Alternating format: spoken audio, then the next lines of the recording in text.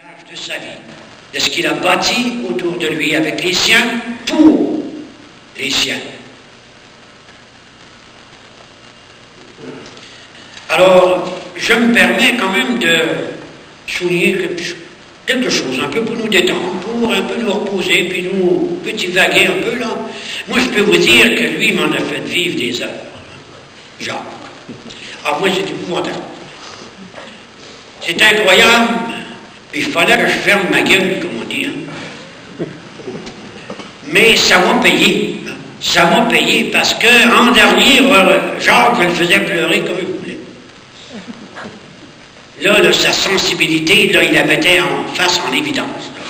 Mais avant, il n'y avait pas moyen de faire brancher ça, cette affaire-là. C'est nous qui manquons le coup. Puis moi, ben, comme votre curé le sait maintenant, il avait compté ça, mes affaires, là, eux autres, là. Hein? Hier soir, puis là, je ne suis plus capable de rien y cacher, puis là. Alors, je travaillais en plomberie, chauffeur et électricité, moi. Alors, Jacques me demandait, du moment qu'il y avait une panne électrique ou un brûleur à huile qui ne fonctionnait plus, il venait chercher du pain. Alors, il m'appelait le curé Labelle.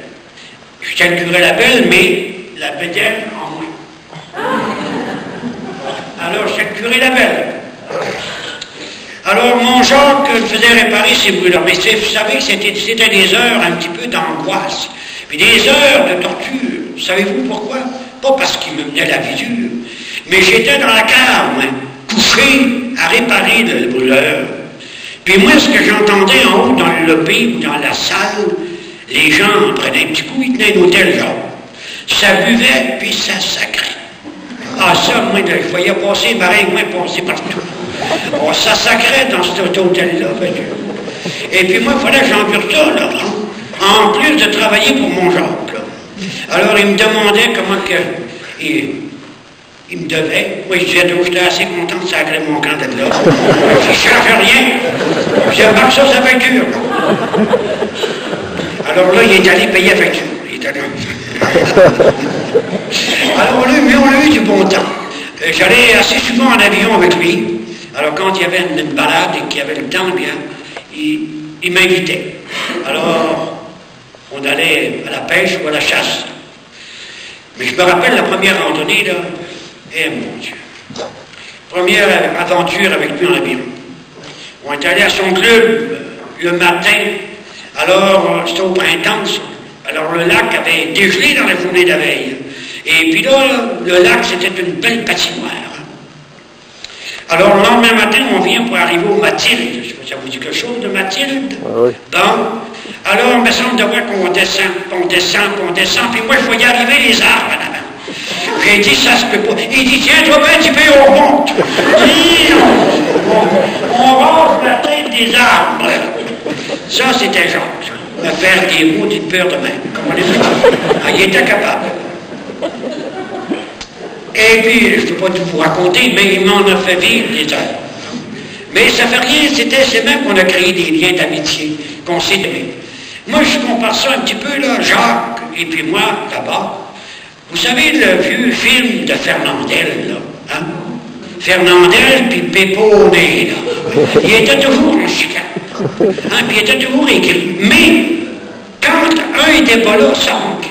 Ben moi, c'était pareil. Quand Jacques n'était pas dans le village, si je m'inquiétais ou encore, on ne pouvait pas chicaner. Alors, c'était pas des grosses chicanes, écoutez, c'était juste des petites prises de bec. Pas d'accord, tous, même chose, mais c'est pas rien. Je me dis, à un moment donné, ça va aboutir. Eh bien, Jacques nous a laissé, et nous laisse, et nous gardons dans notre cœur de bons souvenirs. Eh bien, moi, je peux dire que d'abord, partons en disant qu'il était un aimant de la nature. Il aimait, puis il en mangeait. Il mangeait du bois. Voyez-vous?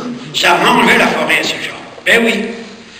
Mais il avait son franc-parler aussi. C'est-à-dire que quand il y avait quelque chose à nous dire, wow, ça y est. Et puis il fallait que tu te fermes, pas de réplique. Non. Ben, c'était pire, ça recommençait encore. Alors, c'était notre Jacques. Mais on l'aimait comme ça, puis on l'a aimé comme ça. Moi, je me disais, c'était bien pire pour ceux qui vivaient avec lui.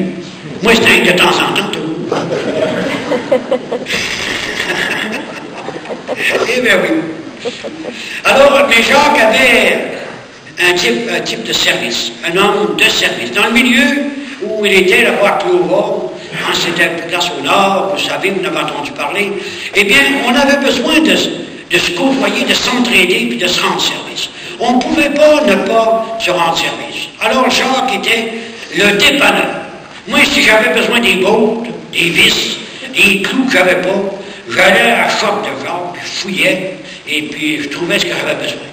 Puis je demandais toujours le prix, mais Jacques disait, ah ben écoute, on marquera ça. J'ai jamais payé. Alors Jacques était un homme aussi entreprenant, un homme qui avait beaucoup de projets, beaucoup, même trop, parce qu'il s'éparpillait. Hein. Mais c'était lui, c'était notre Jacques, c'était sa vie. S'il avait fallu qu'il ait de l'argent, gagner des millions, mais là, je ne sais pas ce qu'il aurait parti en peu. Hein, pas vrai, Evelyne? Hein? Pour moi, il aurait parti en peu. En tout cas, c'est mieux qu'il n'ait pas gagné. Il a gagné des petits montants. Ça, c'était très bien, puis je suis content pour lui, puis j'étais content que ça arrive sur lui.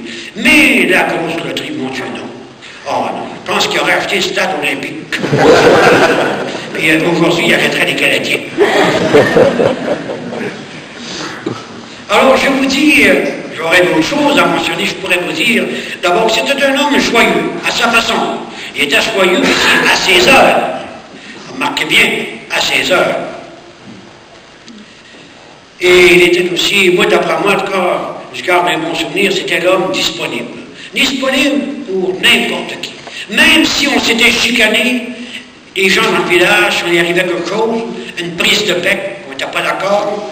Si quelqu'un était dans le besoin, Jacques était là. On recourait à lui.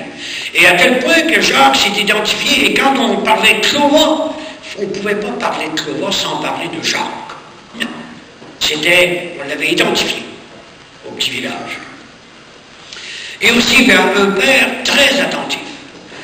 Ah, ses enfants, il les aimait. Il les aimait. D'abord, je me rappelle quand vous alliez à l'école à l'étranger, il me rappelle qu'il parlait souvent de vous. Hein? Et puis il vivait que pour vous. La business, c'était pour vous autres, vous faire instruire. Il formulait tellement de rêves pour vous. Alors, c'est un homme très attentif. Et aussi, il les aimait, les siens. Il les a toujours aimés. Et même à la fin, là, après les fêtes, j'ai reçu une lettre de lui.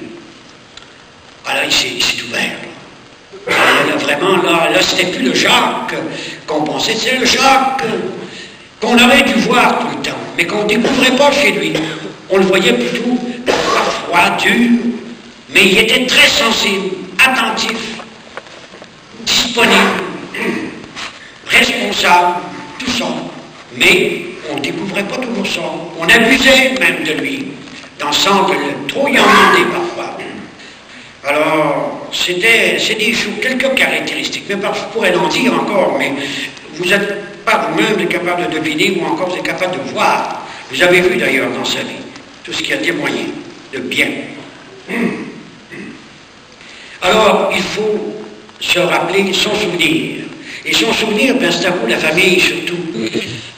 Vous avez à le faire, continuer de le faire vivre parmi vous et avec vous, par tout ce qu'il vous a laissé comme témoignage de vie, en pensant qu'il vivait que pour sa famille, les siens, comme il disait, les siens. Ouais. Eh bien, je pense que vous avez un beau jardin dans lequel vous pouvez puiser ardemment. Il vous a laissé une belle production. Eh bien oui, des fruits, des légumes en abondance dans son jardin, que vous pouvez cueillir maintenant. Alors,